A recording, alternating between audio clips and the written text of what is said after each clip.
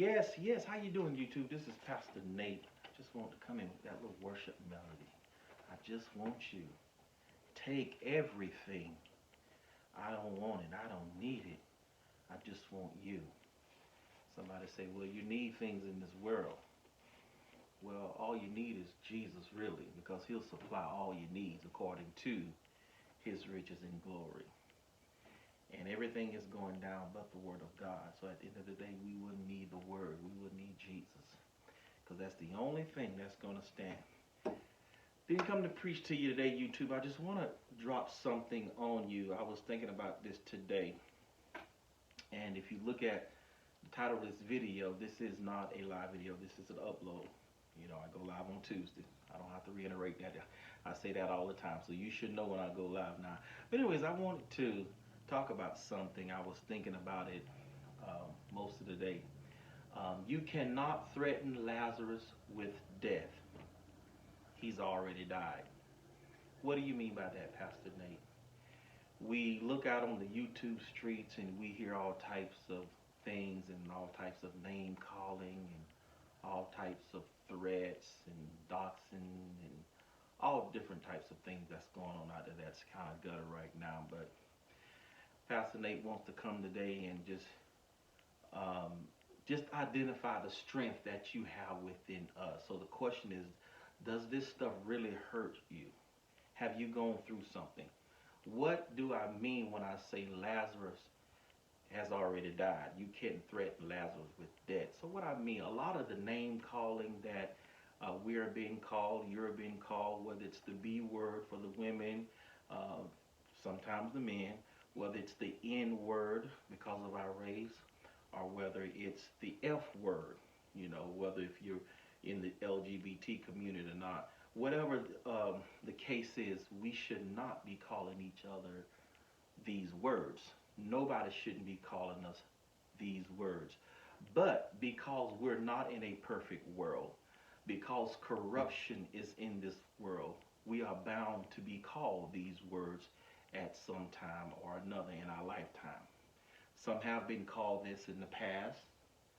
Some are being called these names currently, you know, by a family member, by a friend, or even by a stranger. And that's why I want to come on here and talk. I want to talk to you about when the stranger calls you these names. It shouldn't affect you, especially if you've been here before. We've been here before. We've been called every name in the book. I don't know about you, but growing up, I have been called all these names that I just identified. I have been called those names. And did it affect me? Yes. Sometimes you cry, sometimes you hurt, sometimes it pierces you. It really does. Sometimes it depends on who's calling you those. It's like a stab in the back. But since we've all been here at some time or another, I know our culture, we can, I'm sure we've dealt with something to this effect at one time or another. We've been here before, but you know what? We've overcome. So you can't threaten me with the B word anymore. You can't threaten me with the N word. You can't threaten me with the F word. You can't hurt me with these words any longer because I've been called this before and I bounced back. You know, yes, it affected my self-esteem, but I bounced back. Yes, it caused bitterness, but God worked on me and he healed me and he fortified me and he strengthened me. So now I'm in a place now you can call me this. It won't even bother me because I've been called this before. That's why I say you can't threaten Lazarus with death because he's already died. We've had repossessions before. We've had foreclosures before. This is life. We've been terminated before. We've been let go. But somehow, my God, thank you. Somehow, God brought us back. Somehow, through all of that, God provided for us. Somehow, God made a way out of no way. And that's why we as a black race, and not only black, but, you know, there's some other races who've experienced this too, but I can talk about my race. We as a black race, we are strong. We're built for problems. My God, help me today. So, when we hear all these name calling on the YouTube streets, and some of us get in our feelings, some of us get affected by it, you're a strong person. You've been through this before. You can stand. Now, what I would encourage you to do is not to name call back, because you're better than that. And see, when you have to name call back, and when you get in your feelings, I know sometimes it might, I guess depending on who it is, it might hurt. But let me tell you something.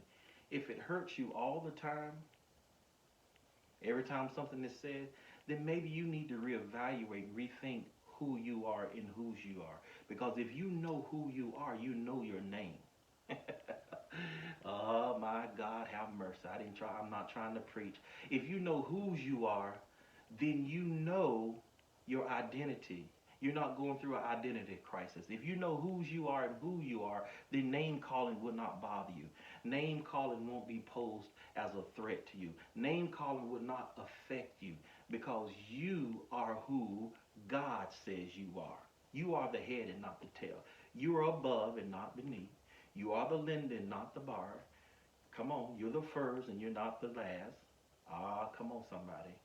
You're a chosen priesthood. You're a royal priesthood. You're a chosen generation whom God has called you out of darkness into his marvelous light. You are a child of God, a woman. You are a woman of God who has been created in the image of God. I want you to look at me, man. You are a man of God who has been created in the image of God. Let me speak to you today because the YouTube streets, they're not going to tell you this. They're going to call you the B's and the N's and the F. But I come to counteract that today and tell you and remind you that you are what God says you are. And if these names that are being, and these names that are, if you're being called these names, if these names are being directed at you and they're not on your birth certificate, they're not on your state ID, they're not on your driver's license, they're not on your social security card, then you shouldn't respond. I don't respond to the B word. I don't respond to the N word. I don't respond to the F word because I know who I am. I don't have an identity crisis. And there's no way in hell that I'm going to let somebody I don't know define who I am. My God, help me. I hope I'm helping somebody. Because I've seen it on the YouTube streets where we go back and forth and people calling each other's names, and we shouldn't be doing that. But you know what? I can't control what goes on other people's platform. But if you're being called these names, I want to encourage you that you don't have to respond. I hear people say, he called me out my name. She called me out my name. No, she didn't call me out my name because that's not my name. My name is Nathaniel Smart. That's my name. I am a child of God. That's who I am. You don't have to call me pastor. You don't have to call me evangelist. You don't have to call me minstrel or other that. I don't care about that. I am just glad that I'm his. And that makes all the difference. And you should be glad that you are a child of God. Let that marinate. My God, my God. I know who I am. There's a song by Tasha Cobbs says that he knows my name. If you don't know my name, or if you fail to call me by my name, he knows. I think that's how that goes. You know my name.